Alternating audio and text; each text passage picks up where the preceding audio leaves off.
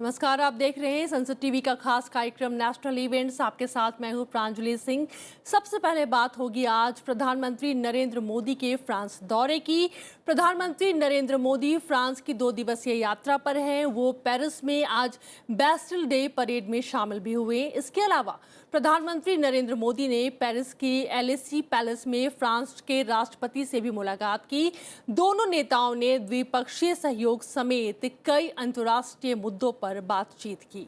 मुलाकात के बाद प्रधानमंत्री नरेंद्र मोदी और फ्रांस के राष्ट्रपति मैक्रोन ने साझा प्रेस कॉन्फ्रेंस भी की।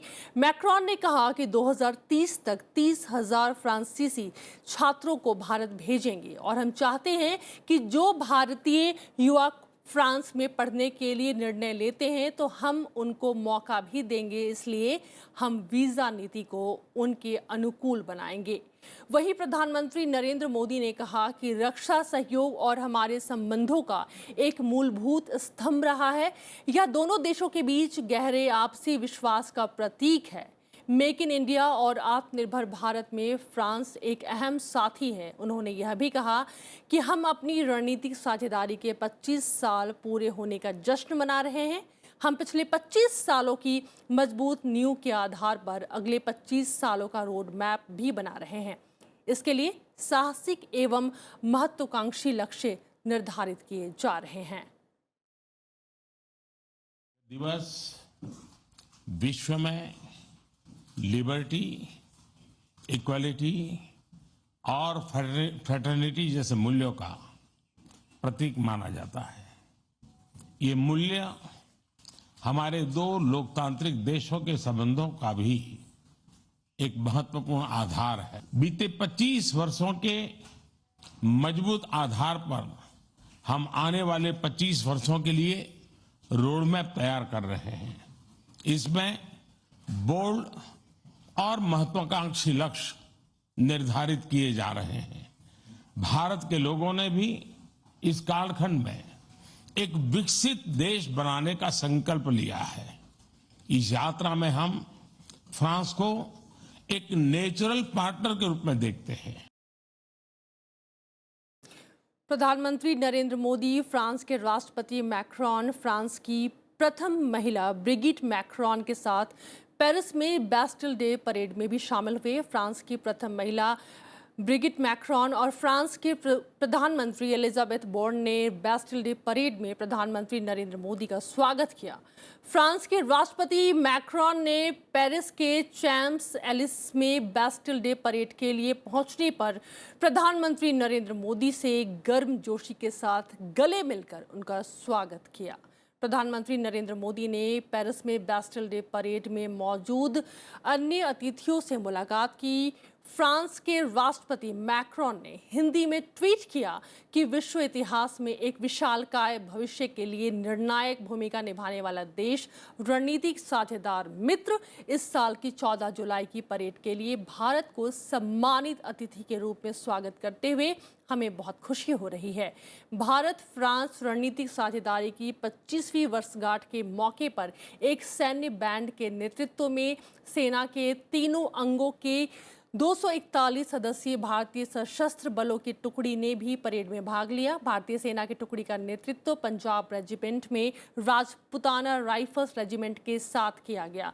हाशिमारा के 101 स्क्वाड्रन से भारतीय वायुसेना के राफेल जेट परेड के दौरान फ्लाई पास्ट का हिस्सा भी बनने का मौका मिला। प्रधानमंत्री नरेंद्र मोदी पेरिस में फ्रांस की नेशनल असेंबली के अध्यक्ष येल ब्रॉन पिवेट द्वारा आयोजित दोपहर के भोजन में भी शामिल हुए। इस मौके पर प्रधानमंत्री वहां मौजूद विशिष्ट अतिथियों से भी उन्होंने खास मुलाकात की। प्रधानमंत्री मोदी ने पेरिस में मौजूद कुछ खास हस्तियों के साथ बातचीत की। प्रधानमंत्री नरेंद्र मोदी ने पेरिस में चैनल की वैश्विक CEO Leena Nair, aerospace engineer और पायलट थॉमस पेस्केट और योगा प्रशिक्षण देने वाले चार्लो चोपिन से भी उन्होंने मुलाकात की। प्रधानमंत्री नरेंद्र मोदी को फ्रांस के राष्ट्रपति मैक्रोन ने फ्रांस के सर्वोच्च पुरस्कार grand cross of the legion of honour से सम्मानित किया। प्रधानमंत्री ने भारत के लोगों की ओर से इस विशिष्ट सम्मान के लिए राष्ट्रपति मैक्रोन को धन्यवाद दिया। यह पुरस्कार समारोह पेरिस के एलिसी पैलेस में आयोजित किया गया था। प्रधानमंत्री मोदी ने फ्रांस की प्रधानमंत्री एलिजाबेथ बॉर्न से मुलाकात में कई क्षेत्रों में सहयोग बढ़ाने पर चर्चा भी उन्होंने की। इसमें आर्थिक और व्यापारिक, ऊर्जा, पर्यावरण, शिक्षा, आवागमन, रेलवे, डिजिटल, सार्वजनिक इंफ्रास्ट्रक्चर, संग्रहालय, विज्ञान जैसे विषय शामिल हैं।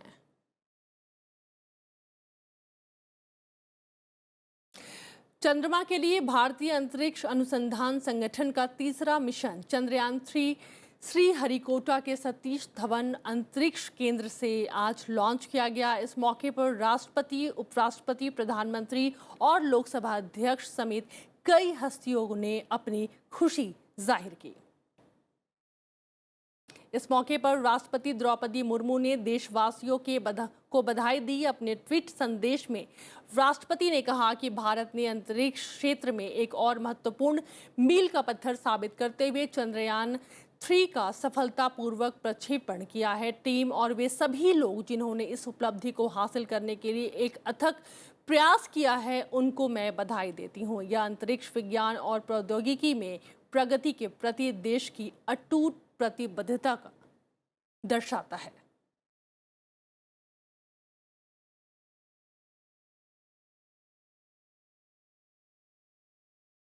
उपराष्ट्रपति जगदीप धनखड़ ने चंद्रयान-3 के ऐतिहासिक सफल प्रक्षेपण के लिए इसरो और प्रक्षेपण से जुड़े वैज्ञानिकों को बधाई दी। उपराष्ट्रपति जगदीप धनखड़ ने अपने ट्वीट संदेश में उनको बधाई दी। उन्होंने कहा कि चंद्रयान-3 के ऐतिहासिक प्रक्षेपण के लिए इसरो की टीम बधाई की पात्र है। यह असाधारण उपलब्धि देश द्वारा अंतरिक्ष विज्ञान और अनुसंधान में की गई प्रगति को उजागर करती है। भारत की शानदार अंतरिक्ष यात्रा में यह मील का पत्थर हर भारतीय को आज गौरवान्वित कर रही है। चंद्रयान-3 के सफल लॉन्च के मौके पर प्रधानमंत्री नरेंद्र मोदी ने देशवासियों को भी बधाई दी और इस मिशन से जुड़े सभी वैज्ञानिकों को भी अपने ट्वीट संदेश के जरिए बधाई दी। उन्होंने कहा कि चंद्रयान-3 ने भारत की अंतरिक्ष यात्रा में एक नया अध्याय लिखा है। यह हर भारतीय के सपनों को, महत्वाकांक्षाओं को ऊपर उठाते हुए ऊंची उड़ान भरता है। यह महत्वपूर्ण उपलब्धि हमारे वैज्ञानिकों के अथक समर्पण का प्रमाण है। वो वैज्ञानिकों की भावना और प्रतिभा को सलाम करते हैं। चंद्रयान-3 से सफल लॉन्च होने पर लोकसभा अध्यक्ष ने ट्वीट करके देशवासियों को और इसरो के वैज्ञानिकों को बधाई दी। लोकसभा अध्यक्ष ओम बिरला ने भी ट्वीट किया। उन्होंने लिखा कि यह सफल मिशन पूरे देश की आशाओं को लेकर आया है। प्रधानमंत्री नरेंद्र मोदी के नेतृत्व में अंतरिक्ष प्रौद्योगिकी में भारत की उपलब्धियों के लिए यह एक ऐतिहासिक क्षण है। चंद्रयान-3 से जुड़ी वैज्ञानिकों की टीम को हार्दिक शुभकामनाएं। आज चंद्रयान-3 की लॉन्चिंग हुई है। ये देशवासियों के लिए बहुत बधाई और बहुत बड़ा दिन है। हमारे वैज्ञानिकों के लिए तो बड़ी उपलब्धि है, जिनकी कड़ी मेहनत से हम अंतरिक्ष विज्ञान के क्षेत्र में एक नई अद्वितीय उपलब्धि प्राप्त करेंगे। इसरो के वैज्ञानिकों ने दक्षिण छोर पर पहुंचने का जो संकल्प लिया है, वो 140 करोड़ भारतीय वासियों की प्रार्थना से अवश्य सिद्ध होगा। राष्ट्रपति द्रौपदी मुर्मू ने कहा कि समावेशी विकास के लिए प्रयास और जनहित में कार्य करना सभी विधायकों का कर्तव्य है। वो जयपुर में राजस्थान विधानसभा के सदस्यों को संबोधित कर रही थी। इस मौके पर राष्ट्रपति ने कहा कि संविधान के सिद्धांत और हमारे स्वतंत्रता संग्राम के आदर्शों पर स्थापित किए गए हैं। न्याय, स्वतंत्रता, समानता और बंधुत्व के संवैधानिक आदर्श सभी विधायकों के लिए मार्गदर्शक सिद्धांत होने चाहिए। राष्ट्रपति ने कहा कि राजस्थान में सभ्यता और संस्कृति के हर पहलू पर काफी मजबूत परंपराएं हैं। स्वाभिमान के लिए लड़ने की भावना राजस्थान के लोगों में कूट कूट कर भरी हुई है। उन्होंने यह भी कहा कि समानता और लोकतांत्रिक भावनाओं पर आधारित राज व्यवस्था इस धरती पर प्राचीन काल से ही मौजूद है। विधानसभा भवन राजस्थान की पारंपरिक स्थापत्य कला का सुंदर आधुनिक उदाहरण है। जयपुर को यूनेस्को द्वारा वर्ल्ड हेरिटेज सिटी का दर्जा दिया गया है। विशेषज्ञों का कहना है कि जयपुर नगर की निर्माण योजना वैदिक स्थापत्य कला पर आधारित है, जिसमें अन्य शैलियों का भी सुंदर समावेश किया गया है। राजस्थान के शिल्पकार और कारीगर बेजोड़ निर्माण कार्य और हैंडीक्राफ्ट के लिए जाने जाते हैं। राष्ट्रपति भवन की गणना विश्व के सबसे प्रभावशाली भवनों में की जाती है। मैं आपके साथ ये साझा करना चाहती हूँ कि राष्ट्रपति भवन के निर्माण में लगे अधिकांश पत्थर राजस्थान से ही गए थे। 2021 और 2022 बैच के भारतीय डाक सेवा के प्रोबेशनर्स ने उपराष्ट्रपति जगदीप धनखड़ से आज मुलाकात की। इस मौके पर उपराष्ट्रपति ने अधिकारियों से कहा कि वो लोगों के जीवन को बदलने के लिए जुनून, मिशन और करुणा दिखाएं।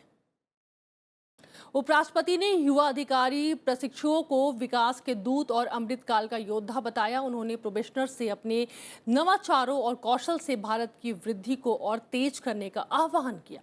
उपराष्ट्रपति ने कहा कि देश परिवर्तन के निर्णायक क्षण में ऐसे में सिविल सेवक समावेशी विकास, वित्तीय समावेशन और सेवा वितरण में आसानी सुनिश्चित करें। लोगों में अनुशासन, राष्ट्रवाद के मूल्यों को विकसित करने का आह्वान करते हुए उपराष्ट्रपति ने सुझाव दिया कि प्रत्येक डाकघर को संविधान के मौलिक कर्तव्यों को प्रदर्शित और प्रचारित करना चाहिए। इससे नागरिकों के व्यवहार में बदलाव आएगा।